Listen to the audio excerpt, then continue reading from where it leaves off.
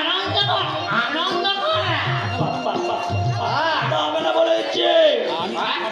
আমি যদি পাতা হই না, তুমি আমার থেকে না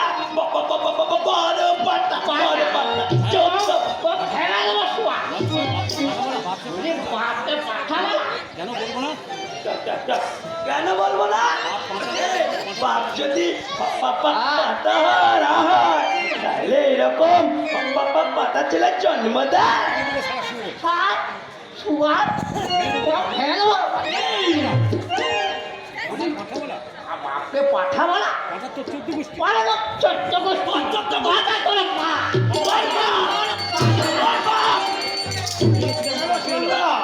হঠাৎ আমার বাড়ির মধ্যে ঢুকে এভাবে লঙ্কাযজ্ঞ করছে কেন? মানে আমি টাকা দিতে বুঝি, কিন্তু আগে আমি বলে রেখেছি 3 মাস পরে তোমার সমস্ত টাকা আমি সুদ সমেত। আরে না না বাবাজি, আমি টাকাটা কিনে আসি। আমি এসেছিলাম এই তো আমার এই পাখা লাগে তোমার খোয়ারে না। ওই কোথা তোমার বেটা? এই তো তোমার সামনে দাঁড়িয়ে আছে। ভালো হবে না বলে দিচ্ছি। চুপ আমি তাহলে তোমার বেটা কার কি ক্ষতি করেছিলাম দাদা যে ভোর খুঁজছো? ক্ষতি নয় বাবাজি, ক্ষতি না। এই যে আমার পাখাটা যাতে মানুষ হয় আমি তার ব্যবস্থা করতে। তার মানে আমি বলছিলাম কি বাবাজি, আমার বোনটি তো লেখাপড়ায় খুবই ভালো। লিখা পড়া না দেখতে না খুব ভালো। মানে বলছিলাম কি, উনি বলছিলাম কি বাবাজি, এই মাস্টার মেয়ে যেমন এমএলএ, ওই মাস্টারের মেয়ে যেমন এই এমএলএ ছেলেকে মানুষ করার দায়িত্ব নিয়েছে, তেমনি আমার আপনার বোন তোমার বোনে আমার ছেলেটাকে মানুষ করার দায়িত্ব। ছিলাম দাদা থাকতো না, হ্যাঁ, তাহলে এই পাটা হয়ে থাকতো না। ছিলাম দাদা। অবশ্য আমি আপনার বোনের দায়িত্ব। পরে অবশ্য আমি না আমার বোনে দায়িত্ব বেরিয়ে যাও, হ্যাঁ, এখন এই মুহূর্তে এক্ষুন এই মুহূর্তে আমার বাড়ি থেকে বেরিয়ে যাও। কেন বাবাজি? কেন কেন বাবাজি? একটা ভদ্রলোকের বাড়ি, আরে বেটা, ভদ্রলোকের বাড়ি এখন ফোন নয়, মানে তোমার পাটা ছেলার জন্য দরকার এই সত্যিকারের খোয়া।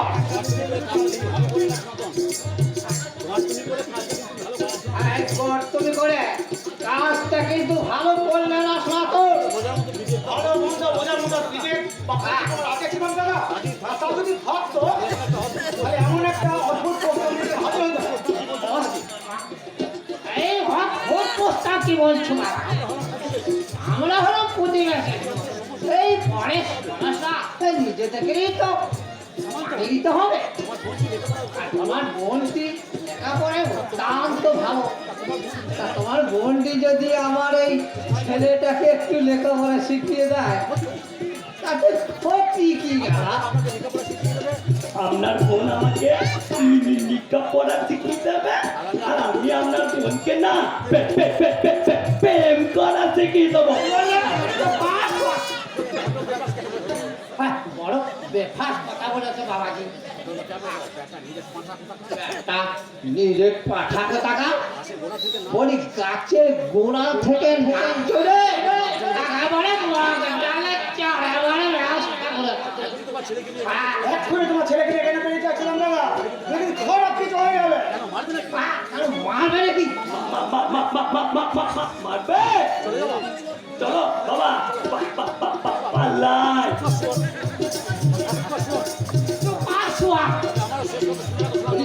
আমারও শেষ কথা শুনে রাখো সনাতন, তুমি যখন আমার কথা রাখলে না তখন আমারও এই টাকা ফেলে রাখবো না।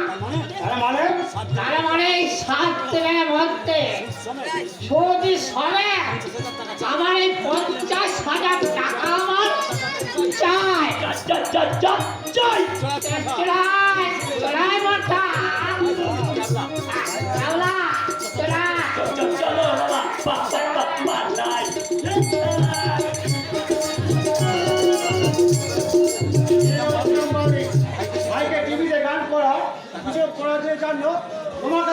ইঞ্জিন করেছি সেই টাকা আমার ভাই টিভিতে গানবে। তোমার চন্দনের কোনোদিনও টিভিতে গান গাইবে না দাদা।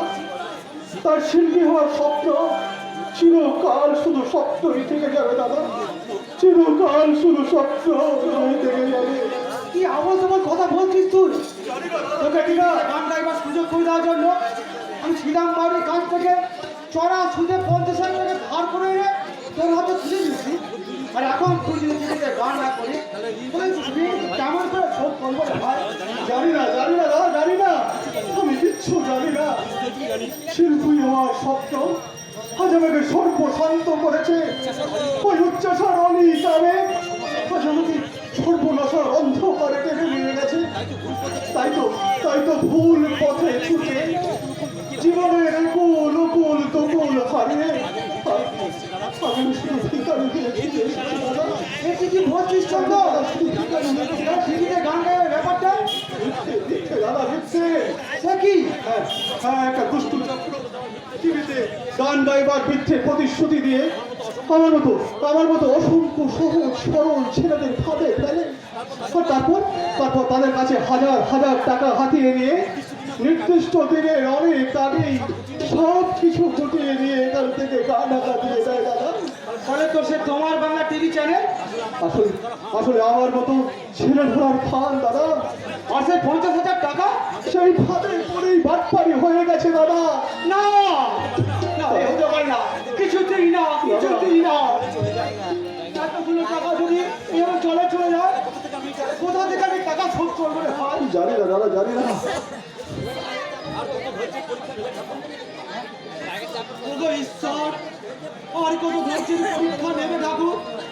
5,000 টাকা মাইনে, এই ফোরক্লাস দারোয়ান রাজন সামন্ত ভাই বোনের ভবিষ্যৎ করতে গিয়ে নিজেই নিঃস্ব হয়ে বসা। তারপরে এত বড় ঋণের বোঝা এ কেমন করে বইবে? কেমন করে বইবে? আমার ভবিষ্যৎ করা ঋণের বোঝা আজ আমি নিজেই মাথায় তুলে নেবো দাদা। কি পাগলের মতো কথা বলছিস তুই?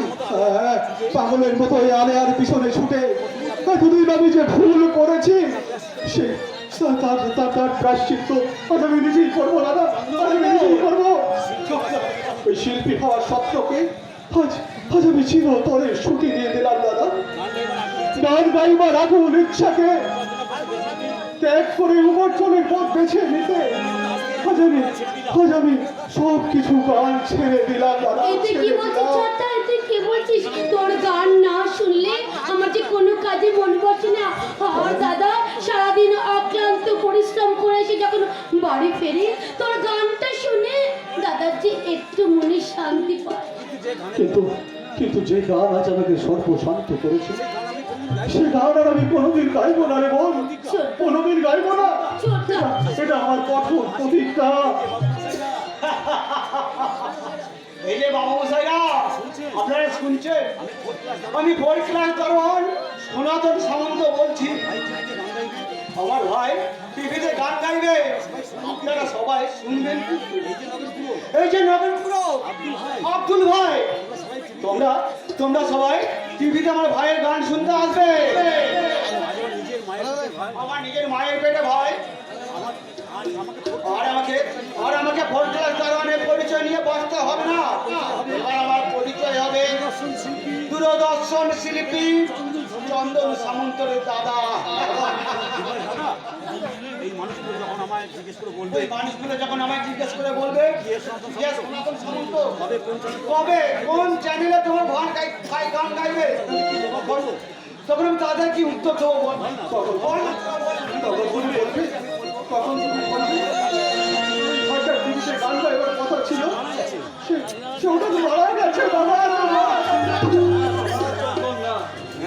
নিজের শিল্পী পদ থেকে তুমি খুন করে তুমি এভাবে আমাদের সবার স্বপ্ন তুমি নষ্ট করে দিও না। পর্দা থেকে একেবারে তুই যে দেখছিস তোর একটা কথাতে মানুষটা কেমন যেন ভেঙে পড়েছে। তুই গান গাওয়া না ছেড়ে দিস না, একবার গান গা, তাহলে ওই মানুষটার স্বপ্নগুলোকে তুই ভেঙে দিস না। আমিও বলছি চন্দ্র, তুমি প্রতিজ্ঞা ফ্রি তুমি তোমার প্রত্যেকটা ফিরিয়ে আগের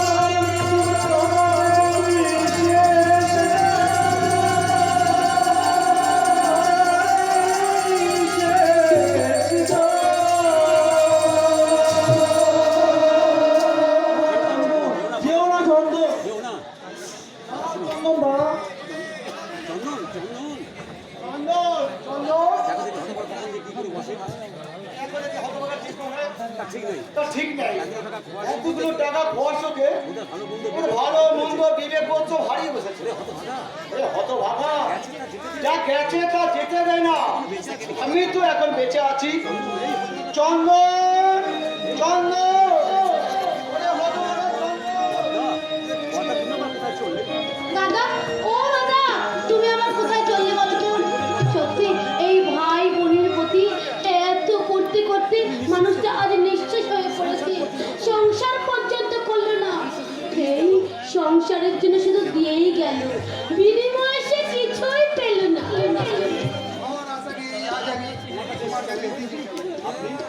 আপনি আবার আপনি কেন? আমাকে তুমি বলে আপন ভাবার মতো সম্পর্ক কি এখনো তোমার হৃদয়ে তৈরি হয়নি? না, ইয়ে মানে বলছিলাম কি, আমাদের না ভীষণ বিপদ ছোটটা। জানি জানি জানি 50,000 টাকার লোন হয়ে গেছে। কিন্তু আমিও কলকাতা ছিলাম, আমি ওদের ছাড়বো না। যেমন করে হোক ওই চক্রটাকে ধরে আমি ওই টাকা উদ্ধার করে আনবো। বুঝছো না তুমি?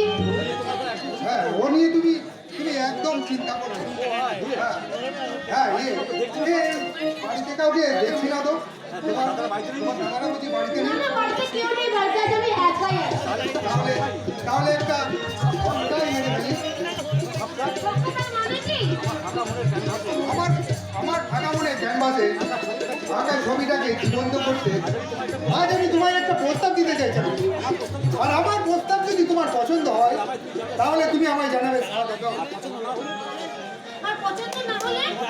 তোমার পায়ে জুতো জোড়া দুটো আমার দুগালে বসিয়ে দেবে।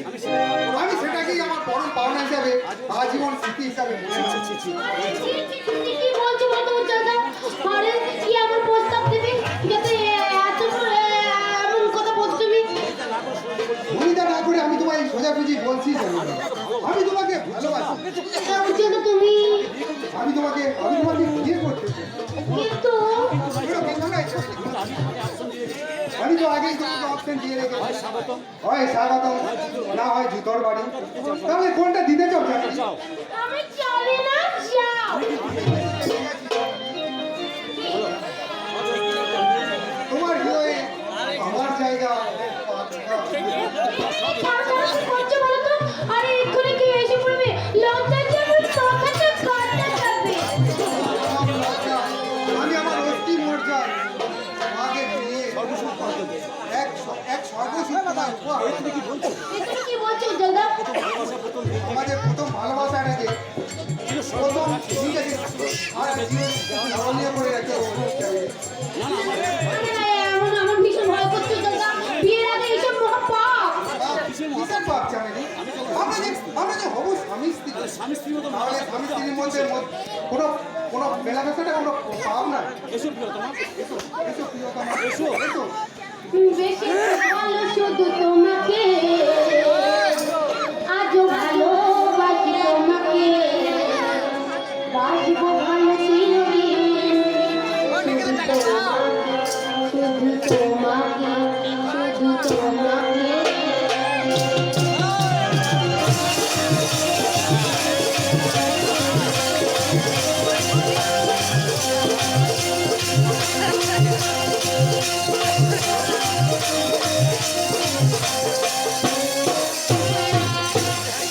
বেশি ভালো শুধু তোমাকে, আজও ভালোবাসি তোমাকে, বাসবো ভালো চিরদিন।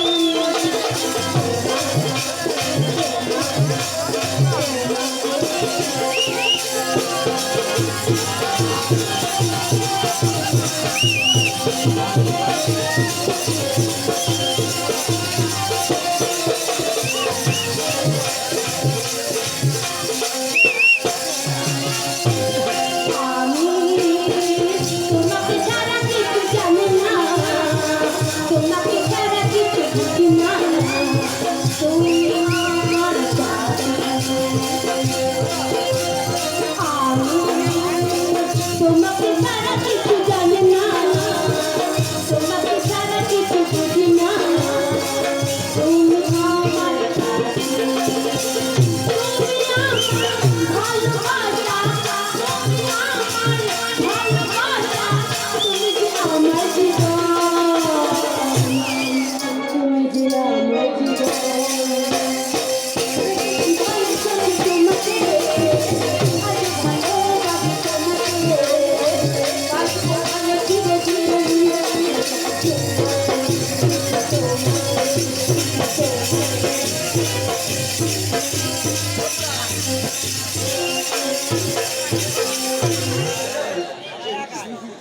উজ্জ্বলদা, তুমি কি করলে উজ্জ্বলদা? তুমি কি করলে? আমি যে লজ্জায় কাউকে আর মুখ দেখাতে পারবো না। আমি যে আজ কলঙ্কিনী হয়ে গেলাম। কখনো কোনো কলঙ্ক লাগে না। আজ না হলে দু একদিন পরে আমরা স্বামী স্ত্রী হচ্ছি। জি, জি, জি।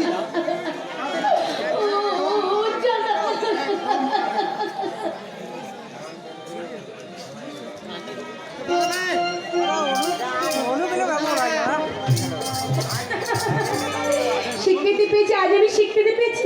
বাবা আমার আর চন্দনদা ভালোবাসা সম্পর্কে স্বীকৃতি দিয়েছে। তাই তো বাবার আমাকে চন্দনদাকে বিয়ে করে যেমন আমার কাছে কঠিন ছিল, তিনি চন্দনদাকে ভুলে অন্য কাউকে গ্রহণ করেছে আমার কাছে মৃত্যুর সময়। তাই তো আমার মনের অবস্থা বুঝতে পেরে একদিন দাদা বাবাকে বুঝিয়ে বললো,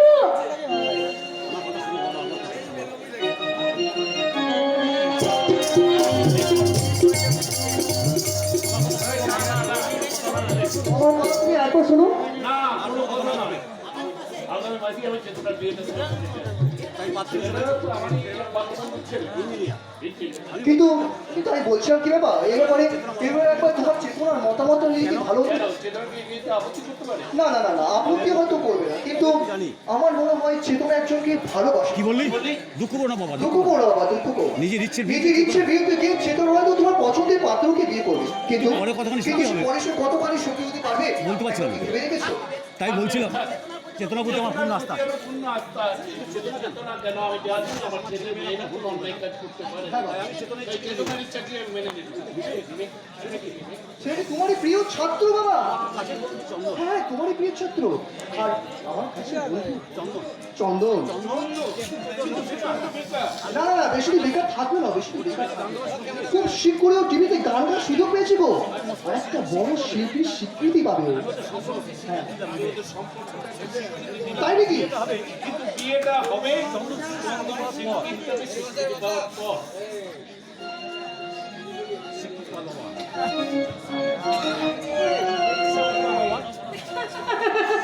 স্বীকৃতি পাবে বাবা, স্বীকৃতি পাবে। আমার চন্দনটা খুব তাড়াতাড়ি স্বীকৃতি পাবে। বাবা, তুমি না একদিন বলেছিলে প্রতিভা হলো আগুন চাপা, যে কোনোদিন যে কোনো সময় চারিদিকে ছড়িয়ে পড়তে পারে না বাবা। আমার সেই স্বীকৃতি আর কোনোদিনই পাবো না। চন্দনটা আমার প্রতিভার আগুন আজ অন্ধকারে ছায়ের তলায় চাপা পড়ে নিভে গেছে। চন্দনদা কি করছে? চন্দনদা লাগছে কেন? তোমার বুকে লাগছে কেন? কে তোমার সাথে প্রতারণা করেছে বলো? ভাগ্য, ভাগ্য, ভাগ্য। ভাগ্য? হ্যাঁ,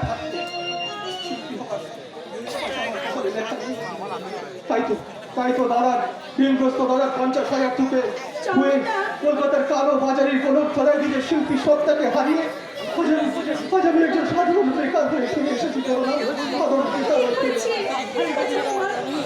কি বলছো? কে তোমার সাথে প্রতারণা করেছে বলো? ভাগ্য? শিল্পী হওয়ার ভাগ্য আমার কপালে লেখা নেই। তাই তো ঋণগ্রস্ত দাদার 50,000 টাকা দিয়ে কলকাতার ওই কালো বাজারের কোনো খোলায় দিকে শিল্পী সত্তাকে হারিয়ে আজ আমি একজন সাধারণ বেকার হয়ে ফিরে এসেছি। তার মানে এবার প্রতিযোগিতা গানটা হবে না চন্দনদা? আর হয়তো কোনোদিনও আমার ওই কপালে ভাগ্যে লেখা নেই চেতনা।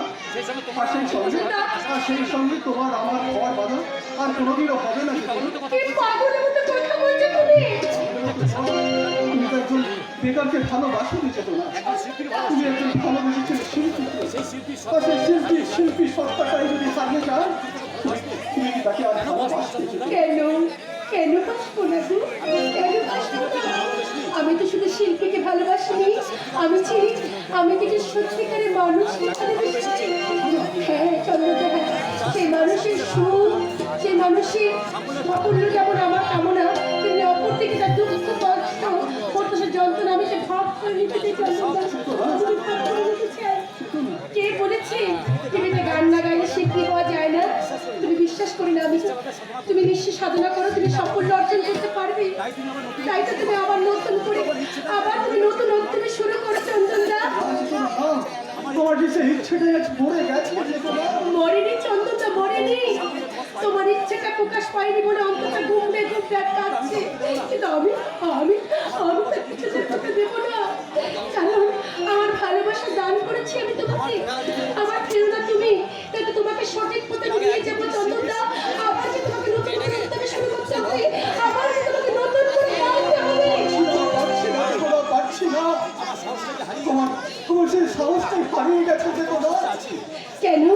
আমি তোমার পাশে আছি, আমি তোমার সাহস, আমি তোমার প্রেরণা রাখছি। তোমার এই কণ্ঠের সুর যে হারিয়ে গেছে। না গো না, তোমার সুর কখনো হারাতে পারে না, হারিয়ে যাবে না। তাই তো তুমি আছো আমার সাথে কণ্ঠ মিলিয়ে একসাথে আমরা আবার সেই আগেকার দিনে যে গানটা তুমি আমি দুজনে গাইতাম একসাথে, তুমি আমার সাথে বলো, চিরদিনই তুমি যে আমার, যুগে যুগে আমি তোমার। বলো, চিরদিনই তুমি যে আমার, যুগে যুগে আমি তোমার। আমি আছি সেই তোমার, তুমি আছো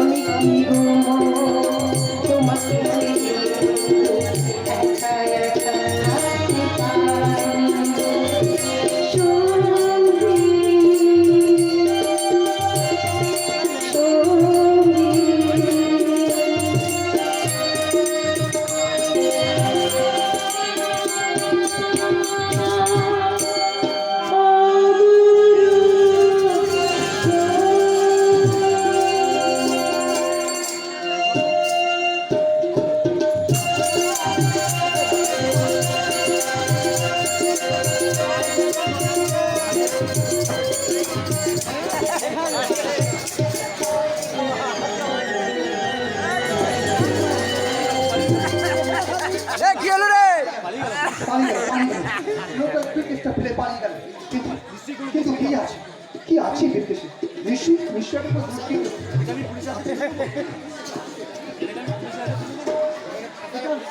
এখানে পুলিশে খুলে দেবো নাকি দেখি দেখো কি আছে।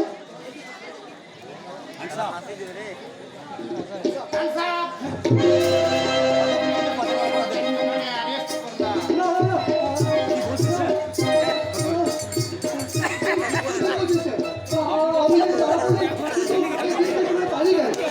আমি তো আমার কাছে ব্যাগটা ফিরে দিতে চাইছিলাম।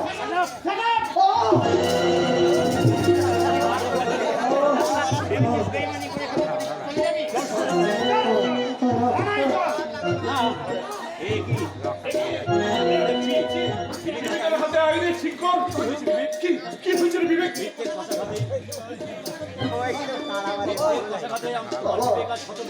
তোমার মিথ্যের কষাঘাতে তোমার বিবেক আজ ক্ষত বিক্ষত বাবা। তাই তো অন্যের মিথ্যে পরোয়ানা